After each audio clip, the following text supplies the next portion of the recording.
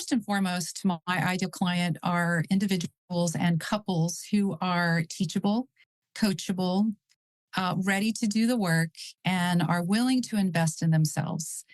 And by saying that, I would say that the situation that I do the most is basically, since I'm a relationship coach, is couples in crisis.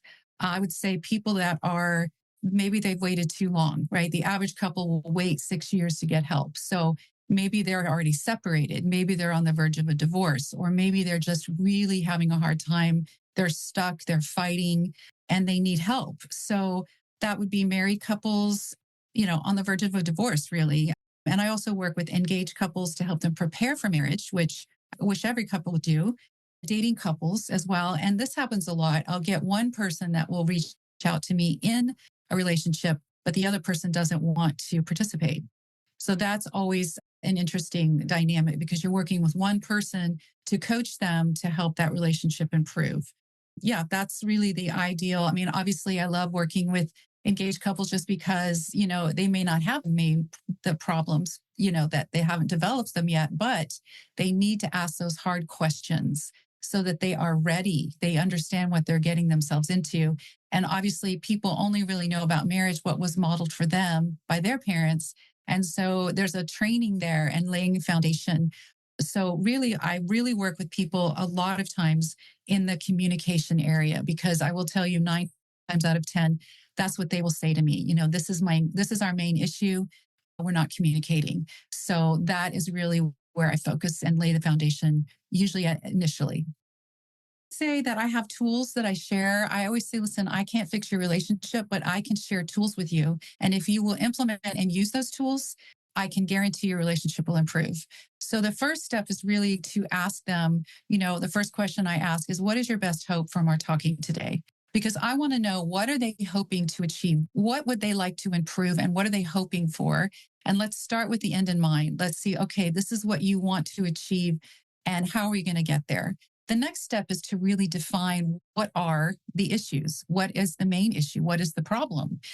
Because you can't solve a problem you can't define. So you have to know what that actually is. And then we want to look for the solution. So I consider myself extremely solution focused. I don't want to just keep talking about the problem. I want to work on, how can we solve this problem? How can we find the solution? So again, the tools that I share are things like rules of engagement, how to have a fair fight.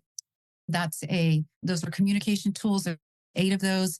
Usually we lay the foundation, we start there, because if they're not communicating, they're not connecting, and they can't solve their issues. They can't talk through anything because they're not able to connect. I also share a conflict resolution, which is also a really great tool to work through any issue when they don't see eye to eye. They just can't be angry when they do it, and they have to be willing to make a compromise. We also use a lot of mirroring, which is repeating back, active listening in that particular tool. And I love teaching that. So I'm teaching these tools to them that they can implement. The next thing would be to identify, what are the needs, right? I believe that one of the main things that makes relationships successful is that you meet each other's needs, and you need to know what those are. So I identify the top 4 needs of men and women, generally speaking. And then we do a needs assessment or exercise where they will write down 5 things that they need from their partner. And I always say, look, it's an ask. You can't make anybody do anything. You can only work on yourself, and we all have free will, but it's up to them if they want to give those things to you. Also talk about love languages, the 5 love languages. It's your style, how you feel loved. And then I really do talk a lot about forgiveness, because what we have to identify is, where are there resentments? Are you offended?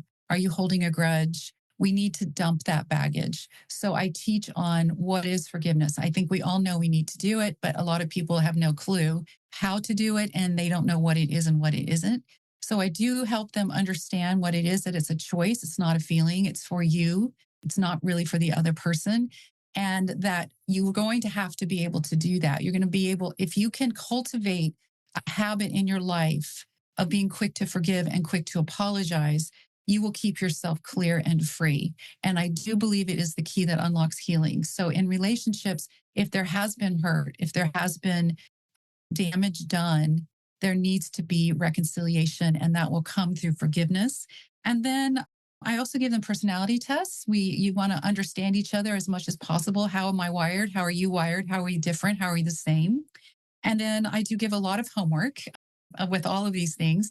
And I also work on setting goals because coaching is really forward thinking. It's like, I want to achieve, I want to change my life, I want to create new habits. So once we have gone through all of these tools, then we start talking about what are the goals that you want to set as a couple and as individuals. And I also cover finding and discovering your purpose in life. I do hear that people will say, you make me feel comfortable, that I make people feel comfortable. I make them feel safe and at home. I give them hope, because there always is hope. And I do have a very hopeful testimony of my own life, and I do share that whenever it's needed. They find me very encouraging. I listen well without judgment. I do stay pretty neutral. I don't take sides. That they love that I share these practical tools because it gives them something to work on, and then they also that I genuinely care. I mean, I really want people to make it. I really have a heart to see relationships succeed. I feel like in our culture right now, loneliness is an epidemic, and there are more single people now than married. And people really want to have hope. They want to know that they can make their marriage or their relationship successful.